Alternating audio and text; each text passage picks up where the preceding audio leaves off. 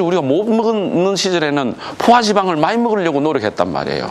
돼지고기, 돼지기름, 소기름. 그때는 제 어렸을 때만 해도 저 정말 뭐 좀 못 살았지만은 시골에서 말이에요. 지금이 중요하죠. 뭐 그때는 그때고. 그때는 그걸 먹고 싶어서 난리를 쳤단 말이에요. 지금은 안 먹으려고 난리쳐요. 그거는 사람이 게을러서 그렇죠. 운동만 해준다면 관계없습니다. 그래서 빨리 소모를 해줘야죠. 불포화 지방은 생물학적으로 보면 저는 뭐 덜 된 놈이기 때문에 그래서 구부러져 있는 구조가 돼가지고 몸에서 소화 흡수가 잘 안 됩니다. 체외로 그래서 빠져나가요. 빠져나가면서 기름칠 작용을 하는 거예요. 이 창자에. 그래서 윤활 작용한다는 것입니다. 생물학적으로 보면은 비효율적인 것이죠. 그렇잖아요. 자, 그런데도, 자, 그럼 어느 게 좋은 지방입니까? 왜, 불포화 지방, 뭐, 부족하고 지대로 역할도 못하는 놈인데, 지금 생각하면 우리가, 그지? 지금은 잘 먹고 하니까 수준이 많이 올라갔으니까, 될 수 있으면 살 안 찌게 하려고, 가만히 있어도. 그럼 불포화 지방 같은 경우는 좀 드시더라도 체외로 잘 배설이 되니까, 그래서 좋은 지방이다. 이런 이야기를 해요. 그럼 사실 저런 윤활 역할을 해줄 수 있으니까. 게다가 저런 구부러져 있는 구조에서는 뭔가 체내에서 나쁜 어떤 배설 물질이 만들어질 수도 있어요. 그런 것들을 잘 흡착해서 빠져나갈 수도 있습니다. 그래서 좋은 기능을 할 수도 있다는 것입니다. 그러니까 자, 첫째로 물리적으로 이렇게 매끄럽게 해주는 작용하는 거죠. 그러니까 배설 작용이 굉장히 중요합니다. 사람은 드시는 게 있으면 굉장히 배설 작용이 중요합니다. 그 배변 작용을 하는데 도움 주는 제1등 공신이라고 할 수도 있습니다. 물론 섬유소도 있지만 이 불포화 지방이 아주 큰 역할을 한다는 것이죠. 그래서 이게 굉장히 좋다는 겁니다. 그러면 이 불포화 지방은 어디에 많은가 이 말이죠. 어디에 많습니까? 불포화 지방은 주로 상온에서 액체로 존재하는 기름들입니다. 포화지방은 상온에서, 실온에서 고체로 주로 존재합니다. 그렇게 보시면 돼요. 상온에서 액체로 존재하는 놈을 오늘은 우리 사람 측면에서는 좋다고 봅시다. 그런 거 어디에 많아요? 이거는 말씀하실 수 있잖아요. 식물성 기름이죠. 대부분 다. 뭡니까? 튀김기름, 대두유, 옥수수유, 뭡니까? 포도씨유, 해바라기씨유, 올리브유, 또 말씀하세요. 들기름, 참기름. 들기름 하니까 참기름 그렇게 이런 데 많아요. 또 있어요. 또 식물성에만 있는 줄 아세요? 동물성에도 있을 수 있어요. 어디입니까? 버터가 세상에 상온에 고체로 존재하지 액체로 존재합니까? 올리브가 거의 동물입니까? 그런 것도, 오리 기름도 될 수 있고, 우리 해양 동물류 있지 않습니까? 오메가3, DHA, EPA, 등푸른 생선기름, 거기는 구부러진 정도가 더 심합니다. DHA, EPA는 DHA 할 때 H가 6을 뜻하거든요. 6번 구부러졌다, 이거예요. EPA 할 때 P는 펜타 할 때 펜타 다 5를 뜻합니다. 5번 구부러졌다. 많이 구부러지면 구부러질수록 바깥으로 이렇게 흡수가 잘 안 됩니다. 그러니까 바깥으로 배설이 잘 돼요. 그래서 이런 윤활 역할을 충분히 할 수가 있다는 겁니다. 그런 식품들에 지금 제가 열거한 식품들에 많다는 겁니다. 그런데 이 조심해야 됩니다. 이런 불포화 지방들은 그래 좋다 이게요. 드시는 까지는 다 좋은데 문제는 불포화되어 있으니까 뭐가 들어오기가 쉬운 거예요. 남하고 결합하기가 참 변형이 되기가 쉬워요. 특히 산소랑 잘 결합을 해버립니다. 이게 산패라 그럽니다. 산패. 기름을 여러분들 막 덜덜덜 볶죠. 그런 기름 쓰죠. 가열을 막 여러 번 해버리죠. 그러면 요런데 공기 중에 산소가 요리로 잘 들어올 수 있어요. 구부러진 대로. 그래서 이게 막 끊어진다든지 해서 혹은 중합체를 만들어 버린다 해서 기름이 너무 많이 쓰면 어떻게 됩니까? 껌해지죠. 껌해질 정도로 썼어요. 큰일 납니다. 큰일 납니다. 그건 독성 물질이 됩니다. 거기다 또 무슨 성격이 생깁니까? 끈적끈적해지잖아요. 그게 저 물질이 변했다 하는 것입니다. 그는 몸에 아주 독한 역할을 할 수도 있습니다. 독성 물질입니다. 아주 조심해야 됩니다. 그렇기 때문에 산소랑 접촉하기 아주 쉬우니까 산소를 피해줘야 됩니다. 그런 기름은 될 수 있으면 뚜껑을 꼭 닫아줘야 된다. 밀봉하고 또 가열 처리하면 특히 더 그래요. 그래서 신선한데 보관을 꼭 해야 된다는 겁니다. 그렇죠? 그 다음에 산소가 하도 잘 들어가니까 어떻게 해요? 요즘 이런 것도 있습니다. 분유 중에는, 분유 속에 DHA, EPA 들어간 분유 뭐 이런 게 나오거든요. 그런 경우에 맨 처음에 뭐가 들어가 있는지 아세요?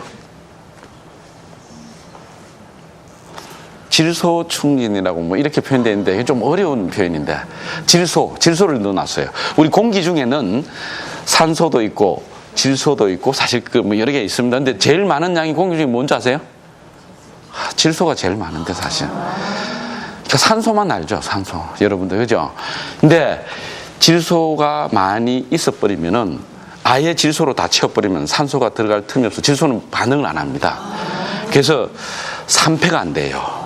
그래서 분유 속에 있는 지방들이 변질이 안 된다는 거죠. 그래서 이런 불포화 지방이 많은 것들, 우리 뭡니까? 오메가3, 뭐 DHA, EPA, 뭐 이런 것들, 변폐가 안 일어나게 질소를 충진을 시켜야 된다. 근데 그 가격이 비싸기 때문에 좀 힘들어요. 가정에서는 그래서 될 수 있으면 서늘한 곳, 냉암소, 갈색병. 왜냐하면은 햇볕에 또 약합니다. 자외선 이런데 쉽게 변질이 됩니다. 그런 것을 차단시켜줘야 돼요. 그런데도 불구하고 사실 그렇잖아요. 뭐 기름을 그 뭐 한 번 안 했는데 공기랑 접촉해 버릴 텐데 어떻게 했냐 이거야. 그게 사실 되게 힘듭니다. 그래서 이렇게 될 수 있으면 기름은 1회 분량으로 좀 나누어서 좀 뭐 원래는 아주 뭐 냉동실에 좀 보관한다든지 하면서 좀 꺼내서 이렇게 쓰시는 게 제일 좋습니다. 거기다가 이런 게 있어요. 이런 불포화 지방은 쉽게 변질된다 그랬어요. 산소를 잘 이렇게 받아들여 가지고 산패된다 그랬죠. 남이 이 기름이 산패되는 것을 미리 막아주는 것도 있습니다. 그런 물질도 있습니다. 그걸 우리는 항산화제라 그럽니다. 이 기름이 산패된다 이것은 사람 몸도 사람에 비유하면은 사람의 경우에 산화된다 하면 노화되는 것입니다. 그래서 항산화제가 항노화제로 작용하기도 합니다. 그게 뭐냐면 전형적인 보기가 비타민 E, 토코페롤이 있죠. 토코페롤. 또 참기름 아까 말씀하셨는데 참기름 속에 보면은 세사몰이라는 성분이 있습니다. 좀 아마 이야기 들었는지도 모르겠는데 그런 것들이 천연 항산화제입니다. 그래서 그런 것들은 기름하고 같이 이렇게 섞여 있기도 합니다. 그래서 그런 기름들을 그 기름들하고 같이 이 기름들이 변하지 않게끔 막아주는 역할을 하는 항산화제들을 같이 쓰는 방법도 있습니다. 물론 화학 합성품도 있는데 그것은 식품 첨가물 규정에 따라 가지고 일정량 쓰게 되어 있습니다. 그런 것들도 곁들여 쓰면 굉장히 좋습니다. 그렇게 해서 불포화 지방을 이용하는 까지는 좋은데 변질이 안 되게는 꼭 해야 된다는 것입니다. 그렇게 하기 위해서는 이런 방법들을 써가지고 드셔야지. 또 저장을 굉장히 잘해야 됩니다. 우리 이런 게 있습니다. 오늘 모두에 제가 맨 처음에 저희 안방을 애들이 귀국 산장이다 그런다 그랬죠. 그럴 때 무슨 기름을 칩니까? 우리 뭐 이렇게 기름을 손질하지 않습니까? 그렇죠. 뭐 생활의 지혜 그래가지고 어떤 누구는 뭐 그렇게 이야기하던데 뭐 콩기름이나 뭐 이런 거 식용유를 뿌려라 그랬단 말이에요. 제가 볼 때는 근본적인 방법은 못 됩니다. 처음에는 관계없는데 시간이 지나면 지날수록 더 뻑뻑해집니다. 왜 그럴까요? 예? 왜냐하면은 바로 그게 이제 기름이 변질되는 전형적인 복입니다. 뭐냐면은 콩기름이나 이런 것들이 불포화 지방이란 말이에요. 그래서 우리 경첩이라 그러죠. 문고리하고 옷장 사이에 경첩, 거기에 이제 뿌려주게 되는 것인데, 그때 원래 윤활유를 뿌려줘야죠. 원래 윤활유는 산패가 안 되는 그런 기름들입니다. 기계유 이런 것들이죠. 그런데 우리가 만일 식용유를 뿌렸다. 그러면 처음에는 변폐 안 됐을 때는 매끈매끈하게 잘 돌아갈 거예요. 그러나 좀 지나면서 그거 하면은 얼마나 그 속에서 꼬집고 얼마나 아프겠어요. 꼬집는 작은 부위에 압력이 많이 가해져 가지고 열이 많이 발생합니다. 그래서 가열에 의해서 또 공기 중에 산소를 받아들여 가지고 끈적끈적하게 변폐가 된다 이 말이에요. 시꺼멓게. 그게 기름에 산패된 전형적인 복입니다. 순간적으로는 모면할 수 있겠지만은 이렇게 변폐가 일어난다 이거. 그걸 막기 위해서는 원래 적당한 기계유를 같이 써야 되고 합당한 기계유를 써야 되고 그다음에 만일 뭐 콩기름밖에 없다 그러면은 어떻게 하면 좋겠습니까? 항산화제를 같이 집어넣어서 뿌리려면 뿌려라 이거죠. 근데 항산화제 가격이 더 비싸기 때문에 배보다 배꼽이 커질 수도 있습니다. 그래서 시중에 나오는 기름들은 불포화 지방, 우리 식물성 기름들 있죠. 대부분 다 항산화제가, 천연 항산화제가 다 들어가 있거나 이미 조치가 되어 있습니다. 그렇더라도 여러 번 반복해서 쓰는 것은 좋지 못합니다. 특히 색깔이 좀 변한다. 그럴 때는 버리세요. 과감하게. 그렇지 않으면 자기 몸을 버리게 됩니다. 기름을 버리는 게 낫지 자기 몸 버리는 게 낫겠어요. 그래서 이 불포화 지방이 굉장히 좋기는 한데 유의해야 될 점은 바로 이런 점들이 있으니까 꼭 반드시 유의해서 여러분들 활용하시기 바랍니다. 오늘 두 가지 제가 윤활유 역할을 하는 게 있다고 그랬습니다. 첫째 뭐라고요? 효소.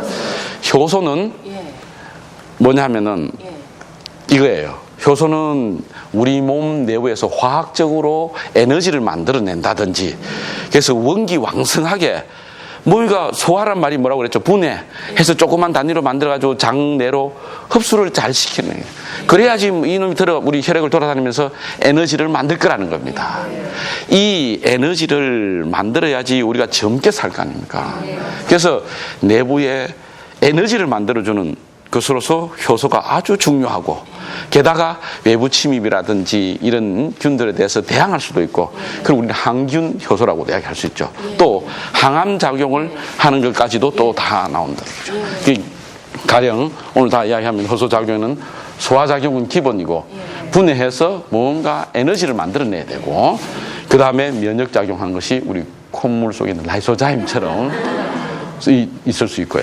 그 다음에 치유작용이 SOD 효소 같이 우리 몸에 여러 가지 노폐물 나오는 거 찌꺼기를 해소시켜 줄 수도 있고 또 카탈라제라고 그래가지고 외부 균이 딱 들어오면 혈액 속에 들어오더라도 해결할 수 있는 그런 효소가 있습니다. 그 다음에 노화 방지하는 효소도 있습니다. 텔로메라제라고 좀 어려운 이야기인데 염색체 부분에 있는 것인데 세포 분열을 왕성하게 하게 해주는 그런 효소가 있습니다. 이런 효소들, 그다음에 항암 작용까지 한다는 그런 효소들도 보고가 되고 있습니다.